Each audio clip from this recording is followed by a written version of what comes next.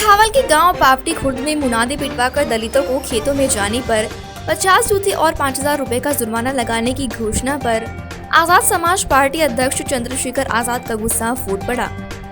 चंद्रशेखर आजाद ने गांव पापटी पहुंचकर गांव के पूर्व प्रधान द्वारा की गई दलित विरोधी टिप्पणी पर नाराजगी जताई। चंद्रशेखर ने घटना के बाद ट्वीट कर कहा था कि वे गांव पापटी पहुंचकर ऐसे लोगों की गलतफहमी दूर करेंगे। इसके बाद वे चरथावल थाना क्षेत्र के ग्राम पापटी दलित समाज के ऊपर टिप्पणी करने पर गांव में पहुंचे। आजाद समाज पार्टी के राष्ट्रीय अध्यक्ष चंद्रशेखर आजाद रावण ने गांव में पहुंचकर दलित समाज के लोगों से मुलाकात की और आश्वासन दिया कि भीम आर्मी उनके साथ खड़ी है। इससे पूर्व उन्होंने रविदास मंदिर में पहुंचकर पूजा अर्चना की। इसके बाद दलित समाज की महिलाओं व पुरुषों से समस्याएं पूछी। उन्होंने कहा कि हमें डरना नहीं है। चंद्रशेखर आजाद ने तंज कसते हुए कहा कि मेरी याद में पहली बार इस तरह का फतवा जारी हुआ है। दलितों को कह दिया कि हमारे गेहूं काटो, अब दलित इतना कमजोर नहीं है। उन्होंने कहा कि अब की बार तो गलती कर दी, अब की बार और करके दिखाएं। जो धाराएं लगी हैं वो दुगनी हो जाएंगी। ये मेरा क्षेत्र है, अगर मेरे क्षेत्र में दलितों के ऊपर कुछ अन्याय होगा तो सबसे पहले चंद्रशेखर आजाद मरेगा। शेखर जी, आजाद भारत के बाद एक बार फिर तुगलकी फरमान आ रहे हैं, वो भी दलित समाज को लेकर, तो क्या कहेंगे, कहाँ जा रहा है हमारा देश? देखिए, मैंने गुलाम भारत में तो सुना था कि मुनादी होके ये फरमान जारी होते थे किसी समाज के लिए, लेकिन आज़ाद भारत में ये मैंने पहली मुनादी अपने संघर्ष के काल में सुनी और मुझे इससे बड़ी तकलीफ। इस पर मेरे दो मत। पहला मत कि पूरे जब इलेक्शन टाइम आता है ना तो तमाम लोग हमें बताते घूमते हैं कि दलित जो है वो हिंदू, और जब चुनाव खत्म हो जाते हैं तो फिर ये इस तरह का व्यवहार दलितों के साथ होता है और बड़े पैमाने पे होता है।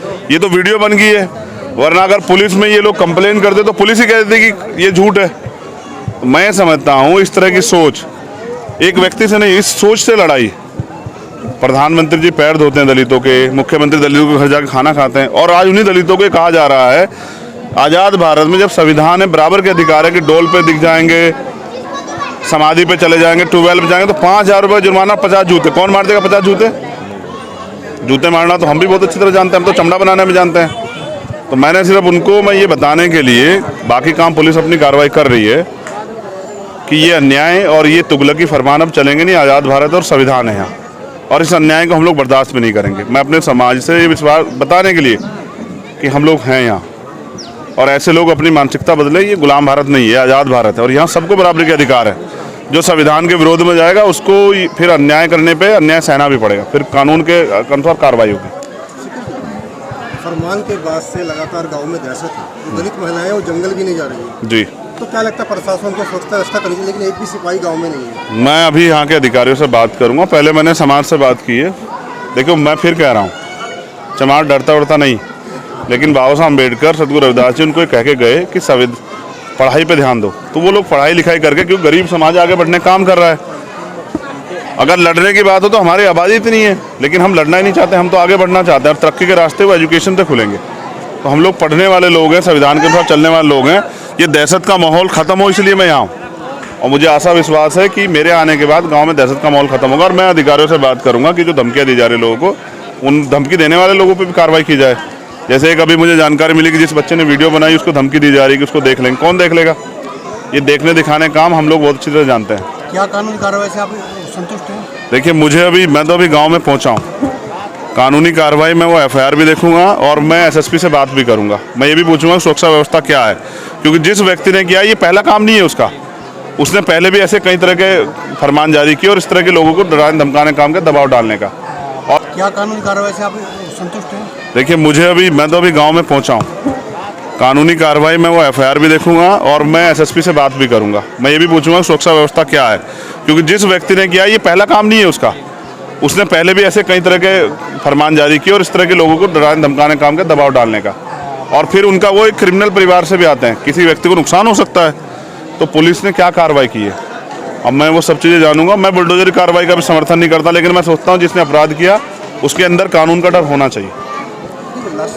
जी, लगातार बीजेपी जो हिंदू मुस्लिम लेकर राजनीति कर रही है जी, मंदिर मस्जिदों से लाउड स्पीकर हट रहे हैं, ज्ञानवादी मस्जिद का भी सर्वे चल रहा है, तो तो क्या कहें हमारा देश किस तरफ जा रहा है, आखिर क्या फिर दो भागों में देश बंटने जा रहा है? रुपए के दाम रुपए के जो है ना वो डॉलर के मुकाबले गिरा, महंगाई बढ़ी, बेरोजगारी बढ़ी, अन्याय अत्याचार बढ़ा, जुल्म ज्यादती बढ़ी, पेट्रोल डीजल के दाम बढ़े। इन सब चीज़ों की आवाज़ को ये आम जनता तक ना पहुँचे, तो इसलिए बीजेपी के लोग इस तरह की चीज़ों को इशू बना रहे हैं।